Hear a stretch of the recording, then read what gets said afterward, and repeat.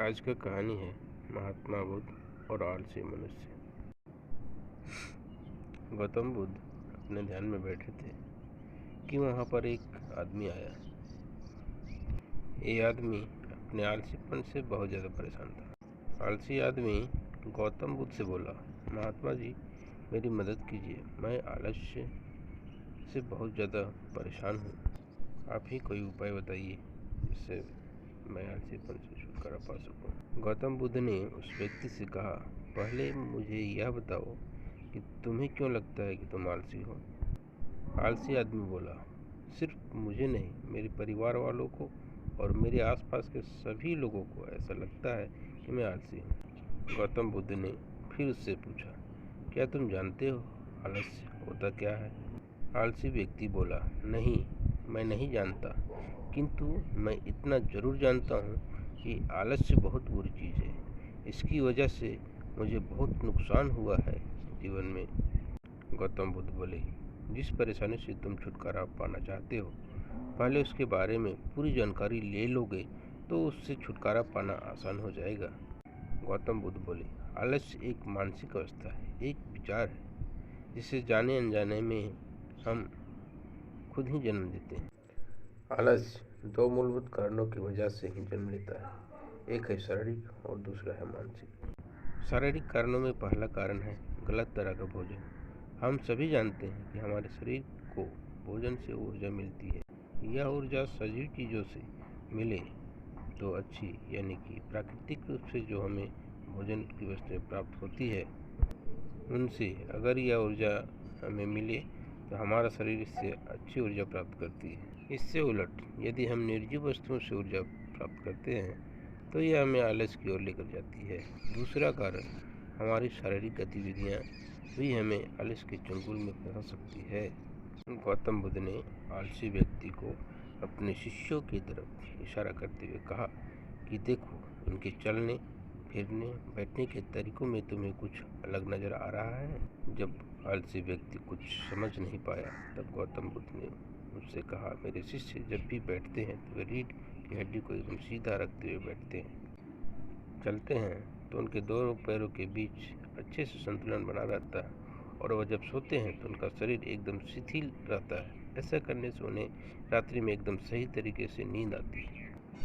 आलसी व्यक्ति बोला, लेकिन नींद तो आलस्य का ही एक स्वरूप है। बुद्ध बोले, हाँ, अगर उसे ज़्यादा मात्रा में लिया जाए तो। बुद्ध ने इस बात को आगे बढ़ाते हुए कहा, नींद कम मात्रा में लोगे तो तुम्हें अगले दिन थकान महसूस होगी और ऐसा करने से ज़्यादा आलस शरीर में आएगा। नींद ज़्यादा लोगे तब भी यही परिणाम होगा। इसलिए नींद को ना ज़्यादा न कम, एकदम सही मात्रा में लेना अति आवश्यक है। आलसी व्यक्ति बोला, हाँ, यह तो मैंने भी अनुभव किया है। बुद्ध बोले, अब मानसिक कारणों के बारे में जान लो।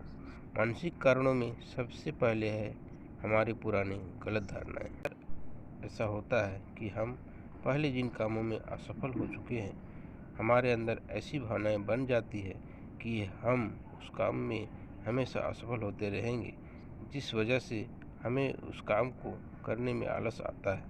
ऐसी धारणाओं से छुटकारा पाने का एकमात्र उपाय यह है कि हमें अपने मन को समझाना चाहिए कि पिछली बार उस काम में असफल हुए थे तो हम उसके बारे में जितना जानते थे, अब हम उसके बारे में उससे ज़्यादा जानते हैं। असफल होने के बाद हम उससे काफ़ी कुछ सीखे भी। दूसरा कारण है आलसी और कामचोर लोगों की संगत। कई बार ऐसा होता है कि हम आलसी नहीं होते हैं, मगर जिनके साथ हम रहते हैं हम उन जैसे बनने लगते हैं। इससे छुटकारा पाने का उपाय बहुत सरल है, कामचोर और आलसी व्यक्तियों से दूर रहो। ऐसे व्यक्तियों की संगत में रहो जो अपने काम को बड़ी लगन से करते हैं और तुम्हें कुछ सिखा पाएँ। गौतम बुद्ध ने तीसरा कारण बताते हुए कहा, यह कारण आलस्य के लिए सबसे बड़ा कारण है।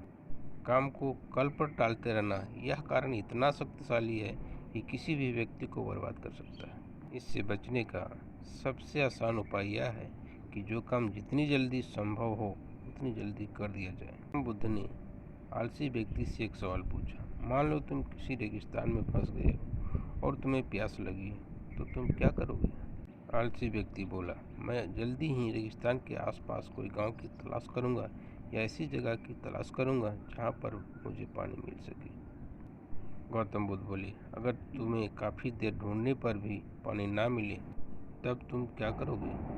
आलसी व्यक्ति बोला, मैं तब भी अपनी तलाश जारी रखूंगा, क्योंकि ऐसी परिस्थिति में मेरे पास कोई और दूसरा विकल्प तो होगा ही नहीं। बुद्ध बोले, बिल्कुल सही, और यही है मानसिक स्तर पर आलस्य का चौथा कारण। किसी भी निश्चित लक्ष्य का न होना, यह भी आलस्य की ओर लेकर जाता है।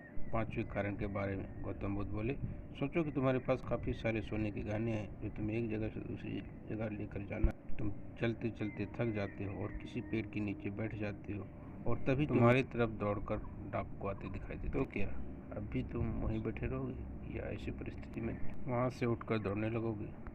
आलसी व्यक्ति बोला, जी मुझे वहाँ से दौड़ना ही पड़ेगा, नहीं तो मेरी जान और गाने दोनों खतरे में पड़ जाएंगे। बुद्ध बोले, यानी कि तुम्हारे पास एक ठोस ऊर्जा होगी दौड़ने के लिए।